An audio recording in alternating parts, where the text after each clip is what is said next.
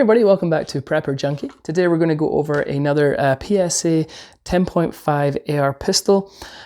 So we'll go over the externals, internals, give you overall thoughts, etc. All right, let's dive right on in. Okay, so let's go over what comes with this in the box. If you live in a state that allows them, you get a standard capacity 30 round mag. And then you will also get a gun lock and you'll get a user manual also.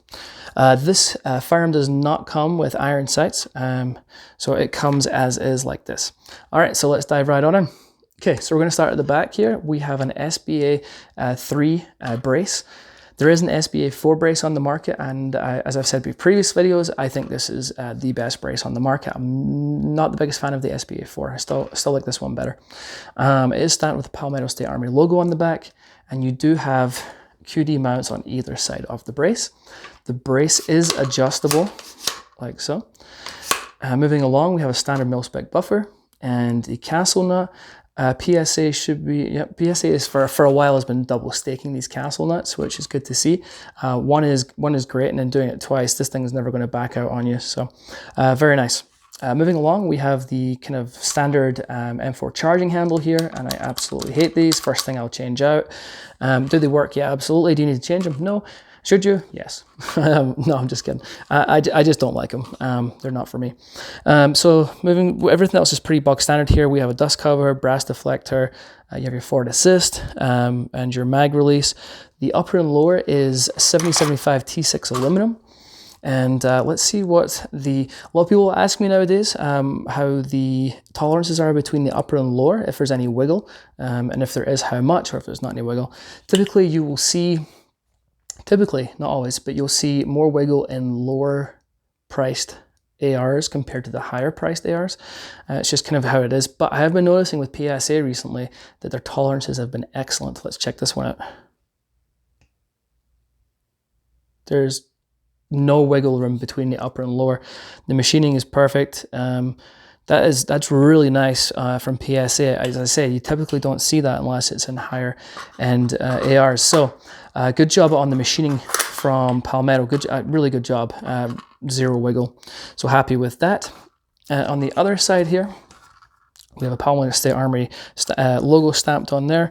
We have the bolt catch and release, and we have a standard safety right there.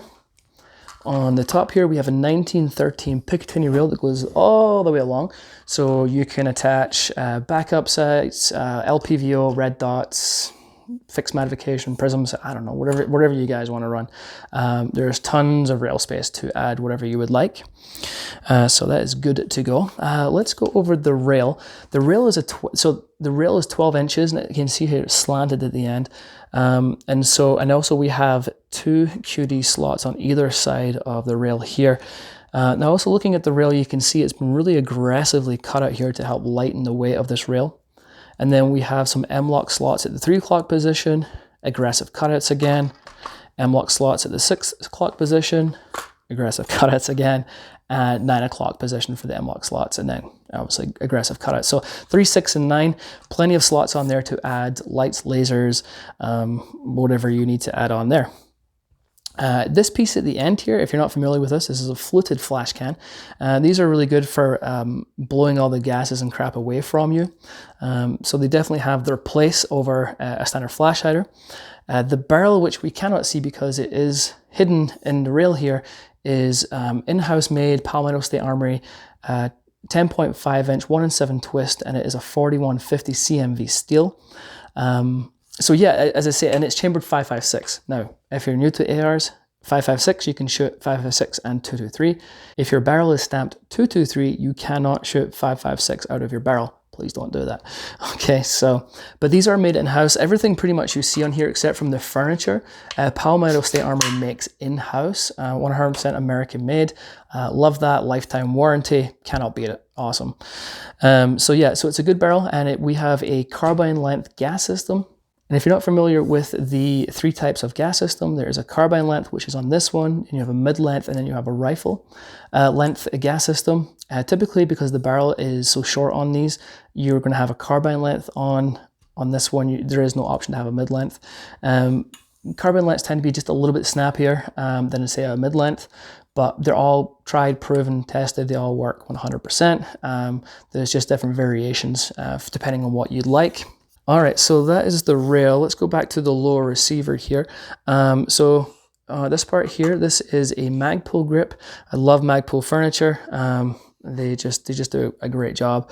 This is just polymer. It's not rubber overmold. It does have some serrations on the back and front here, and then on the sides here have some texture for grip. It does feel good in the hand. At the bottom here, it has a little compartment where you can stash whatever you would like. And then we come down to the trigger. This is Palmetto State Armory's EPT trigger, enhanced polish trigger. It's definitely a step up from a mil-spec trigger. Not quite high. It's not the same as a high-end trigger, but it's definitely a step up from a mil-spec trigger. And then we have a curved trigger guard, which is also made by Magpul. Happy days. All right, so what we'll do is I'll change the camera angle so we can get a close-up of the trigger, and we'll open it up and look at the internal. So I'll be right back with you. All right, now that we've got a better view here, I'm going to go over the trigger. We're going to describe how the trigger feels with the take-up and the reset, and then we'll put it on the trigger pull scale, and we'll tell you how much it's coming in at as for weight. So let's have a look here. So this is a single-stage trigger. It's like a millimeter of take-up right there, a couple of millimeters. And then so I mean, very, very, very little take-up, maybe just a couple of millimeters before that broke there. It's a nice, clean, tactile and audible break. Okay, let's try the reset. A little bit of reset, and then there you go. We had, again, just a couple of millimeters for the reset. Very tactile, very positive reset. Okay, let's put it on the trigger scale here, and we'll see what the weight comes in at. Came out 4 pounds 9 ounces, almost 4 pound 10 ounces. Okay, let's try this again. Let's reset that. 4 pounds 4 ounces. Let's try that again. Oh, reset.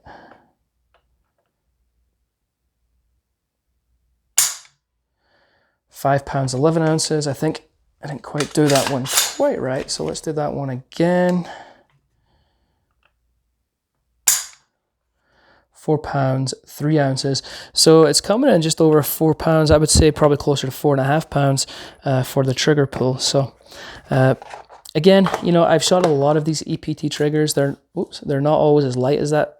I would say the range from what I'm seeing with these EPT triggers is 4.5 pounds to about 5.5 pounds for the trigger pull skill. So yeah, all right. So let's go ahead, open it up, and let's go over the bolt carrier grip. I like to refer to the bolt carrier grip as the heart of the rifle.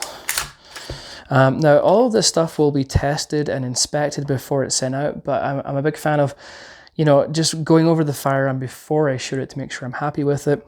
I just generally take a quick look over, make sure there's no imperfections on the bolt carrier. Everything looks good. The machining looks excellent. I check out the gas key staking here, which you can see it's been done. Everything looks good. Now, sometimes when you get these, they're going to have a little bit of gunpowder on them. They're going to be a little dirty, right? It's not a used firearm. Essentially, what they're doing is they're function testing these before they leave the factory to make sure everything is good to go for you. So just a heads up. On the bolt here is stamped MPI because the MPI tested. So yeah, very good. Looks awesome. Let me put this back together.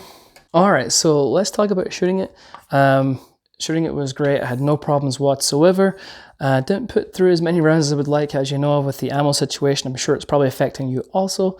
But what I did shoot with it, it was fine. No problems at all. I'm a huge fan of AR pistols. I just love the size of these things. They're awesome.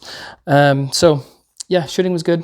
All right, so let's talk about price point. These come in about $1,000 in this current crazy market.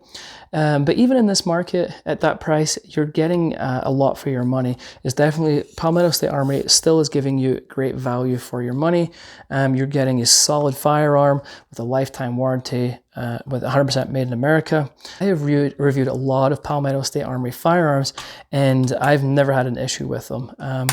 They've just ran for me, no problems at all. I still run several I've had for a couple of years. Again, no problems at all. And I know that if I have any issues, they have great customer service where they will take care of me. So yeah, I'm very happy with it, and I do recommend it. And if you have any questions, any comments, please ask them below. I'm always happy to help out wherever I can. And if you haven't hit that like and subscribe button, please do so. It doesn't cost you a dime, but I really, really appreciate it. And it really does help the channel out. And that is it. All right. Until next time, I'll catch you later.